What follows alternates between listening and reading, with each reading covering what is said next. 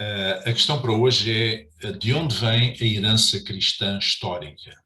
Há uma herança cristã histórica, o cristianismo tem 2000 anos de existência e, portanto, de onde é que vem a nossa tradição? Sem contar agora com as escrituras, naturalmente, com o Antigo Testamento, o Novo Testamento, à parte disso, de onde vem a tradição?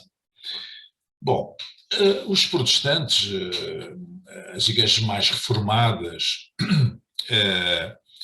muitas vezes reportam-se ao período da Reforma Luterana, ao século XVI, e incidem, digamos assim, a sua tradição a partir do século XVI, a partir mais concretamente de 1517 e, portanto, do arrancar da chamada Reforma Luterana, que mais tarde foi repercutida em grande parte da Europa por outros reformadores.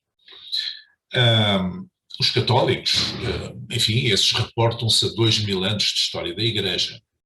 A tradição vai muito mais além de uma maneira habitual.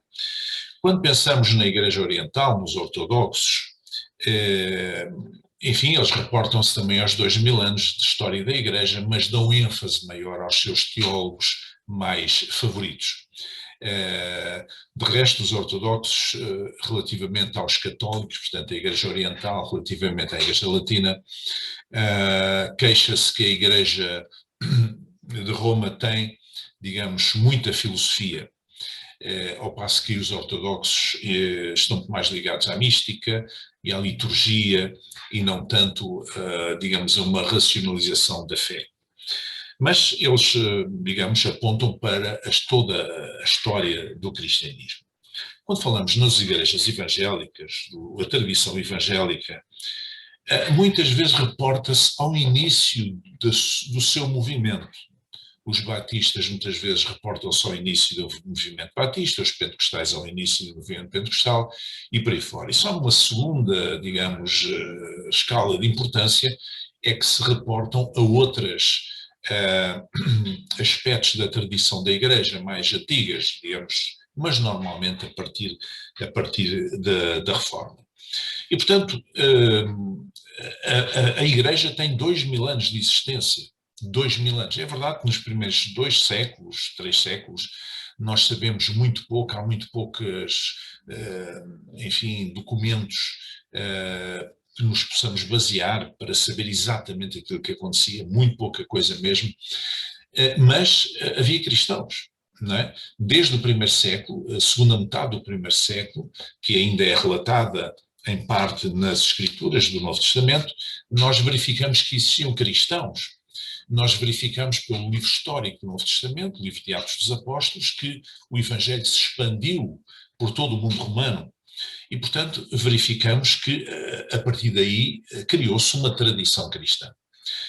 Naturalmente que nós gostamos mais de umas coisas da tradição, outras gostamos menos, umas identificamos mais e outras menos, mas seria um desperdício, digamos assim, irremediável, pensar que estes 2000 anos de história não nos trazem, não nos acrescentam alguma coisa de uma forma ou de outra.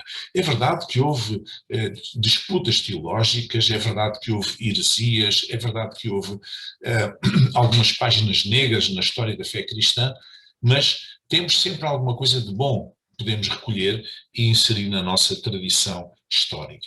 Aliás, quem estuda a história da Igreja, a história da fé cristã nestes 2000 anos, sabe que existiu ao longo destes 2 milénios uma espécie de efeito de pêndulo, aquilo que alguns autores chamam de efeito de pêndulo. Isto é, a tendência, a ênfase oscilou sempre entre o aspecto mais pessoal da fé, mais devocional, digamos assim, e o aspecto mais comunitário ou mais litúrgico. E, portanto, foram-se levantando ao longo destes 2000 anos sempre novos movimentos que trouxeram ênfases doutrinárias e ênfases na praxis, na prática, tanto na parte da devoção pessoal, da consagração pessoal, da oração, do estudo da Bíblia, da caridade, da atenção pobres, para os que sofrem, e houve outros movimentos que foram no sentido, digamos, inverso, no sentido mais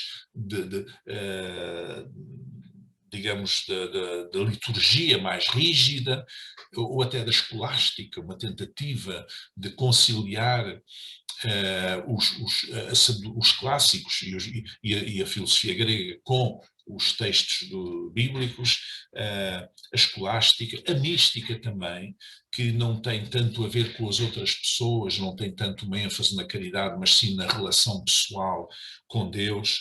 E vieram os pietistas, e vieram os puritanos, e vieram os pentecostais, e vieram os batistas, e vieram outros grupos e movimentos que davam mais ênfase, por exemplo, na questão da organização da Igreja, do governo da Igreja, outras vezes ênfases doutrinárias, e tudo isto faz parte da tradição cristã. Portanto, qualquer cristão hoje, seja ele de que sensibilidade for dentro da fé cristã, deve olhar para os 2000 anos de fé cristã como um património, como uma história, como uma tradição, digamos, uma herança, na qual nós vamos recolher aquilo que nos interessa mais e deixamos de lado aquilo que nos interessa menos. Identificamos mais com umas coisas do que com outras, mas tudo isto faz parte do processo. Lembremos que Jesus tinha 12 discípulos no seu colégio, no chamado colégio apostólico, mais próximos dele, e eles eram todas pessoas diferentes. Inclusive, um deles até o traiu, e outro até o negou quando estava sob pressão, sob stress. Portanto, não podemos deitar para o lixo tudo aquilo que aconteceu na Igreja, todo o pensamento, toda a teologia, toda a experiência, toda a herança que foi trazida através de tantas pessoas até ao século XVI ou até mais tarde ao início do movimento no qual nós nos enquadramos. Nós temos a aprender com os mártires da Igreja, nós temos a aprender com os pais da Igreja, nós temos a aprender com toda a gente que de alguma forma deu um contributo positivo. Isso faz parte da herança cristã. Fique bem.